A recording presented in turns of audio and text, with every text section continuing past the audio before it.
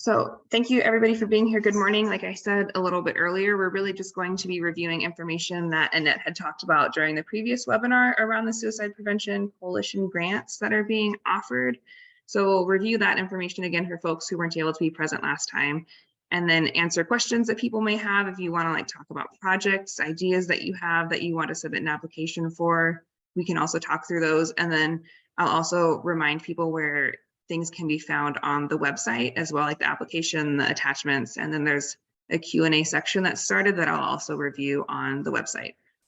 So if you have any questions during this process, feel free to just either put it in the chat or unmute and ask your question. And then I see that Jill Baker and Jonathan Rochelle are here, and they've also been really close with this project and with this thing. So Jill and Jonathan, if you ever want to add anything while I'm talking, please feel free to jump in and add information as we go along. And yes, thank you, Jill, for asking. If people could put their name, role, and information in the chat, that would be fantastic. Okay.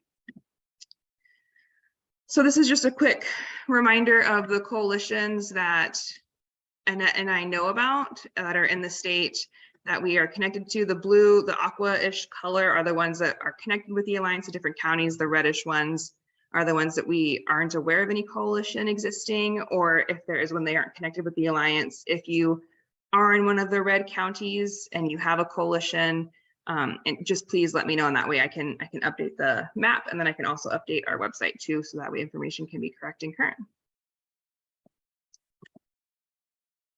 So as a reminder, mini grants. I thought I went through and caught all of the changes. So coalition grants, as a reminder, we have a little over 400,000 that we'll be able to distribute statewide for regional suicide prevention coalitions. Awards will be up to $20,000 each, and our applications are due June 6th. Our hope and our goal really is to fund as many suicide prevention coalitions with these funds as possible. It's really, and the goal of them is to help build up infrastructure of your coalitions across the state, and just to provide the kind of support that you all need to be able to do things that you've noticed a need for in your community, or that community members have brought to you, just to say this is something that we would like to have happen that we think would make a big change. So that's what this hope is for, is to help coalitions with their infrastructure and just with things to help in their communities. Here is a quick timeline. So today is the second webinar FAQ section, April 12th.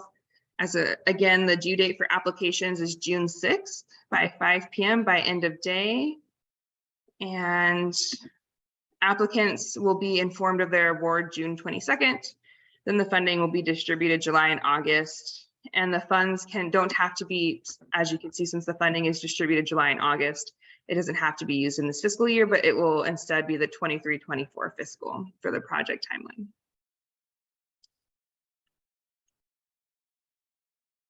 We have different priority levels with our applications. The first priority levels are those established suicide prevention coalitions that are regional county-based. These include coalitions that encompass other prevention activities, like, for example, addiction or gambling related prevention activities, but funding that you're applying for will need to be used for suicide prevention. So if you do suicide prevention work and gambling or addiction stuff, that's totally fine, as long as you know that just the funding from these grants will be used for suicide prevention related activities. Our second priority are groups that are interested in establishing a suicide prevention coalition.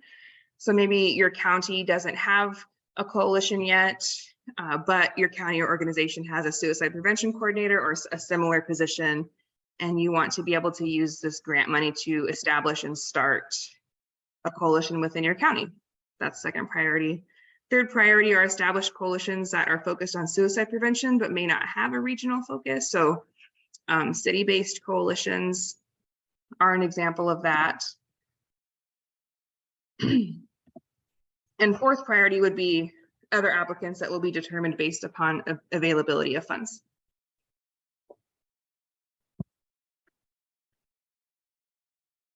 So within the application, we have a rubric for how we're going to score things, and we wanted to make sure to share this with you just so you know what we're going to be looking at and what we're going to be paying the most attention to. So the area of focus, what your project is going to be worth, project description is going to be worth the most points of a possible of 30. So that's going to include section 2, questions 1A through 1D. And these slides will again be uploaded to the website, so you don't have to like remember all these specific questions or write them down or anything, but just so you can look at them. Equity and lived experience is next, followed by community partnerships, project roles, who's going to do what for your proposed project, and then alignment with the suicide prevention framework, which will be looked at in a few slides. Your budget and the budget narrative will also be graded, and then whether or not it builds sustainability or infrastructure for your coalition. And then also if you have that there is a clear lead organization and if needed a fiscal sponsor. Then we're the folks who are going to be reviewing and grading the applications will be the ones to assign the priority. And then we also want to make sure that somebody will be able to attend a learning collaborative, that we are going to be holding. And that information will come up on a future slide as well. But those are just the different categories of things that we'll be scoring and looking at on the different applications that you send in. So for contact information on the application, now these slides are going to be looking again at just the different sections of the application. So just looking at them more in depth. If you have questions about any of these sections, feel free to either unmute or put them in the chat. I'm trying to bounce in between. So if somebody notices a question that I haven't addressed, please interrupt me so that way we can get that answered. Yes, Jill. I just wanted to add in, Jen, first of all, good job being brave as the only one on camera. That's like my worst case scenario.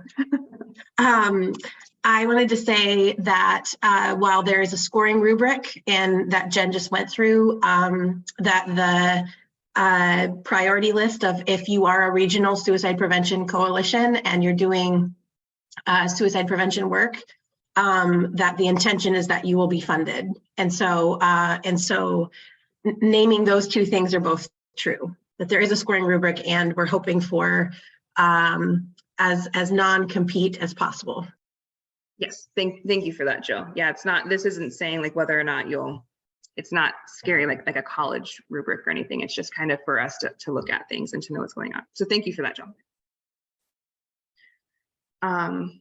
So with the application, contact information, the name of your coalition, who your lead organization is, and the type of organization that it is, an email and contact for your coalition. If needed, a fiscal sponsor. In our resources, there's a resource packet of sorts on fiscal sponsorship that's in the attachments, which I will show you, that can be found on the website. So there's more information about that if you need one. And then a single point of contact for the proposal for the grant application. So the first section of the application is a landscape scan.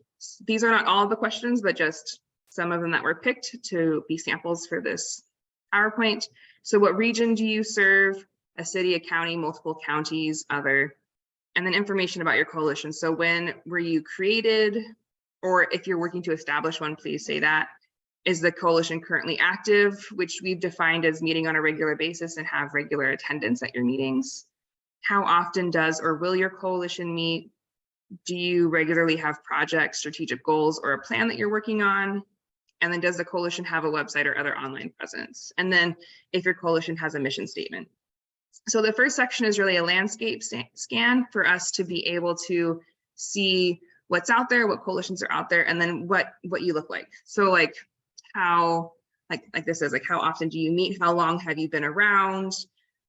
What does your kind of interaction with the community on like that online presence look like? Like how are you able to interact with folks? So it's really just to see who's out there and what exists, just so that way we have a good idea of our landscape around coalitions. And this section will not be scored, but will help to determine the priority levels that I reviewed on previous slides.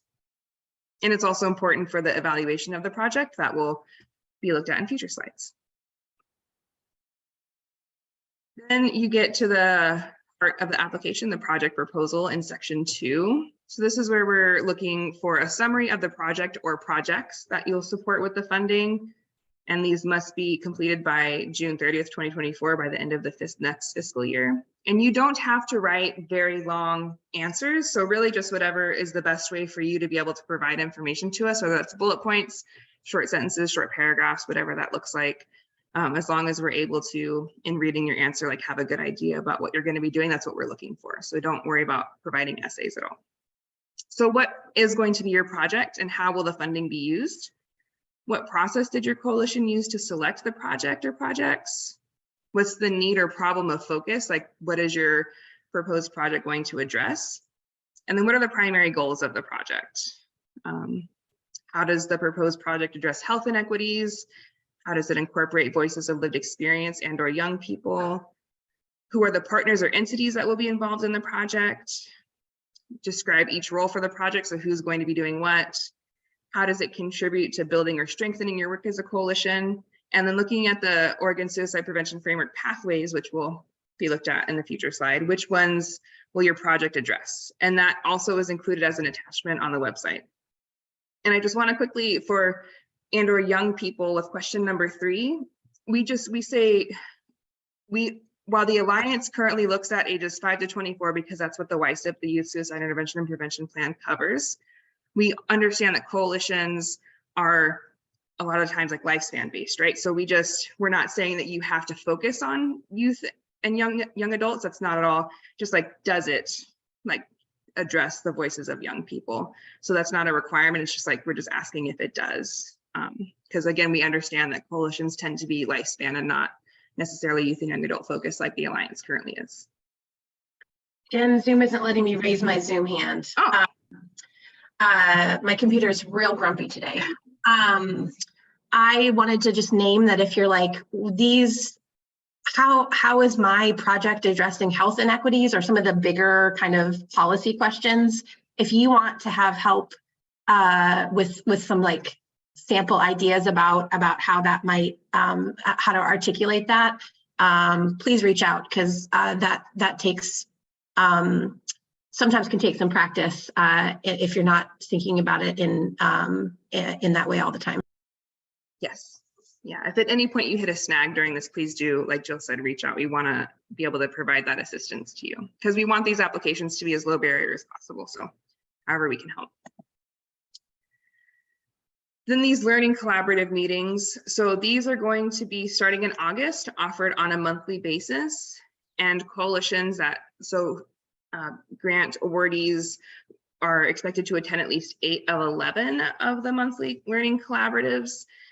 And we ask that, we understand that schedules are busy, everybody's plate is overflowing and it has been for a long time. So we recognize that, and we're hoping that you might be able to have like 1 or 2, even like 2 people who would be able to attend consistently. So if it's like 2 people, if you need to alternate months that attend, just that way, however it works best within your coalition's schedule, and recognizing everything that you all have going on. And just because if you're able to have the same people consistently attend these meetings, we just think it'll be best for the groupthink of the learning collaboratives that are going to be happening.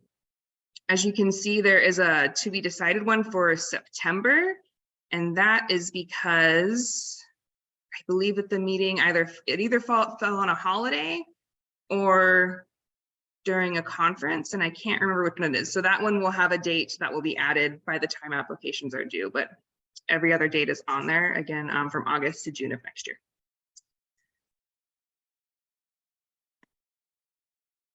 Third section of the application is the evaluation. So how will you know that your organization was successful in achieving the goals that you stated earlier in the application? Are there specific project outcomes that you're interested in measuring? This question, again, like this section won't be scored, but will be used by the UO evaluation team, the University of Oregon Suicide Prevention Labs evaluation team, to help you develop a simple evaluation process for your project. So what is that section? And John, I think that I saw that you were on here. I'm not sure if you still are. Do you want to talk at all about the evaluation process while we're on this slide? And no worries if you can't. Sure, I will join you on video. Yeah, so part of the approach that we want to have for evaluation is to keep it as simple as possible. So our team will be available to kind of work through what your evaluation plan will be, but we're distilling it down to just three main components. We want to know what your goals for the project are, and then what are the specific action steps you're going to take to achieve those goals, and then how we measure it. And that's all that we're doing for that aspect. Another piece kind of outside of what we're talking about right now is that we're really interested in doing a network analysis to see the connections across the state. And so one of the requirements that we'll have, one of the options that we'll have with the project is we'll be doing a survey to see who you know, what resources your coalition is already using. And we'll do that at the beginning of the project and at the end to see if we, by networking anybody, make any progress with that. So besides that, that's all I got.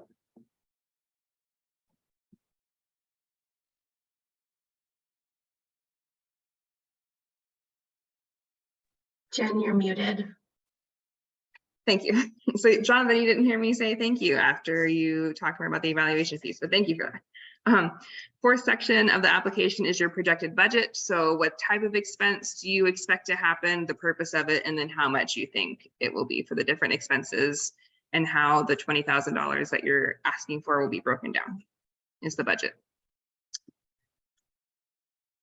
Additional supports, like Jonathan mentioned, evaluation support with University of Oregon, the enhanced learning community mutual supports in those monthly learning collaboratives, and then technical assistance from either the Alliance or others that are involved. So this is the framework that was mentioned earlier, Oregon Suicide Prevention Framework. And Jill, because you are here and you talk about this so beautifully, would you like to talk about this? I can if you'd like to, but just want to offer that. Oh, happy to. So one of the things that that we're asking and hoping that you'll do is to identify where your project lands in the framework. So broadly, the green section is universal, population level, upstream prevention, tier 1. Those are the buzzwords that get used for that level of activities. The yellow is selective, or tier 2. Those are kind of specific places and spaces that we want to increase. You'll find safe storage there, and a lot of the gatekeeper trainings that we support there. And then the orange section is tier 3, or indicated. This is where we already know there's suicide risk, and so these are the activities that we can do for around treatment, and then post-vention activities are also there. So we're asking that you, with your project, find where it goes in the framework. There's a 10-minute video kind of explaining that snippet, what I just did.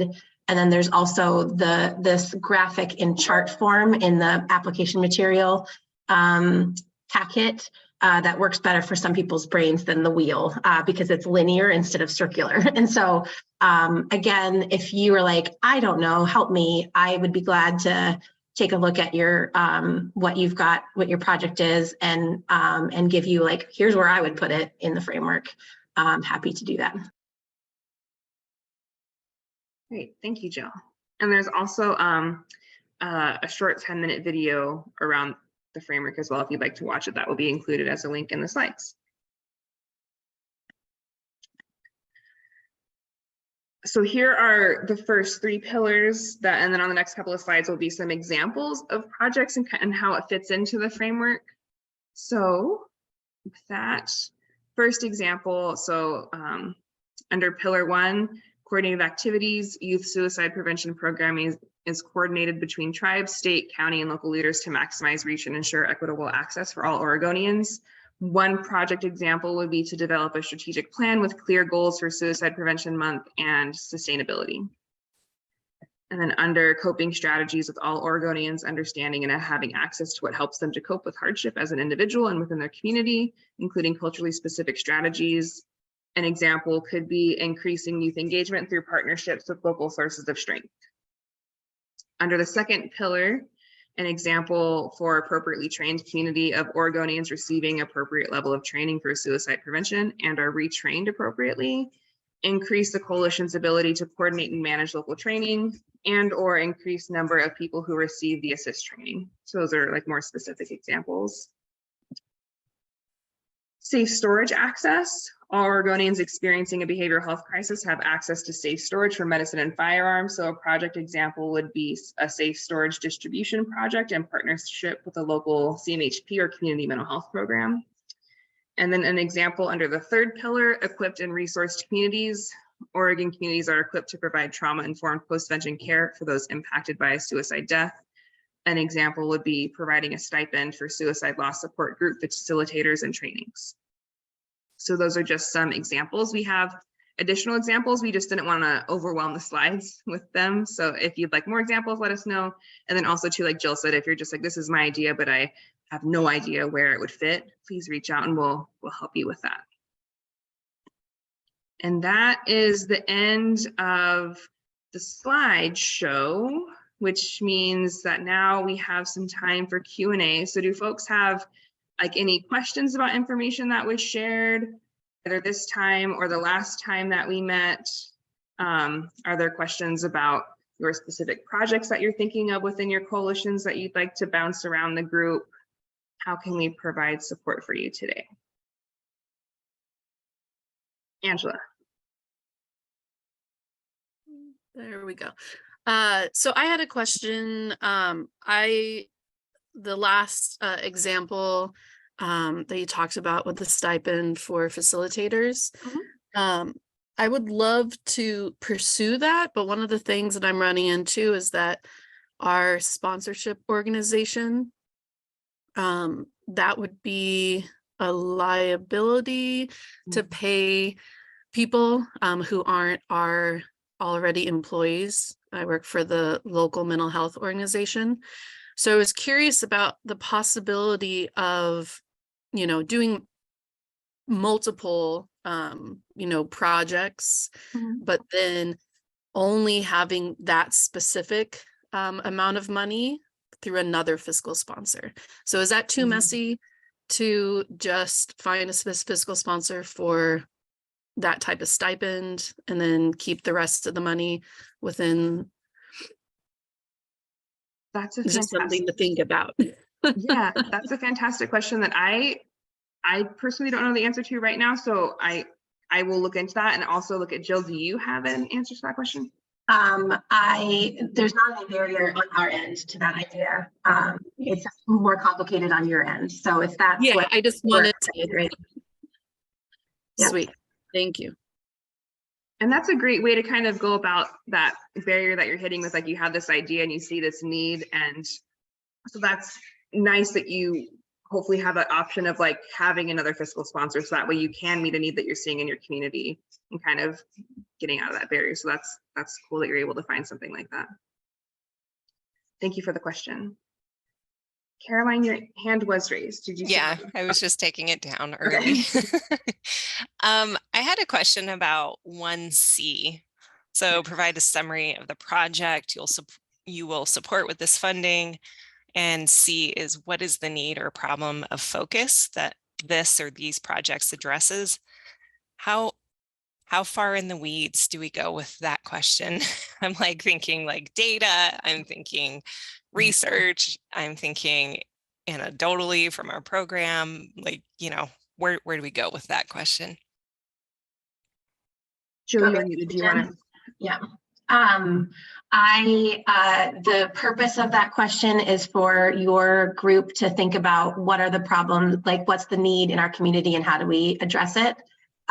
So go way higher up than what your brain is doing. I always want to be able to articulate like, here's a thing that is a problem that we've named collectively, and here's how we want to address it. So bullet points, super simple.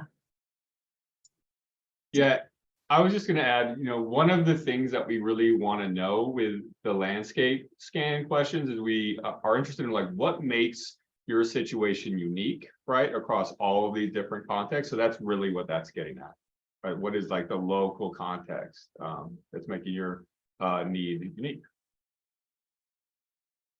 Thank you.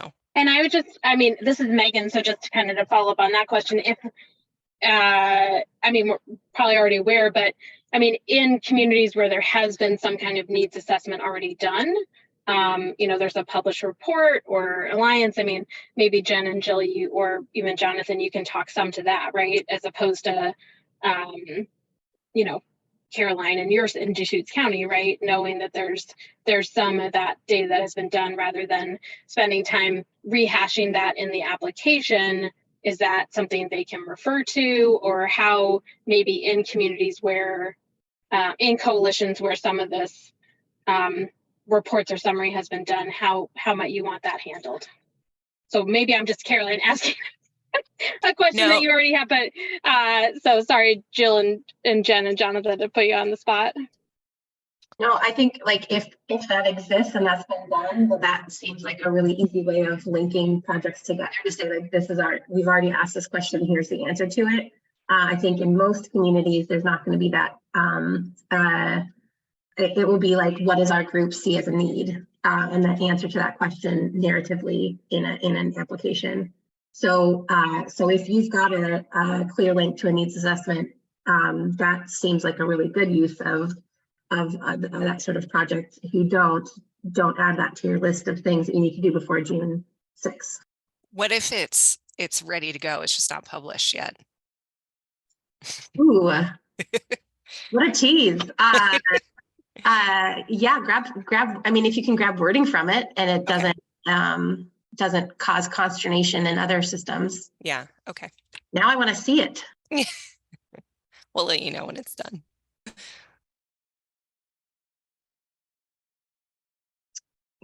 What other questions do people have about the application or projects?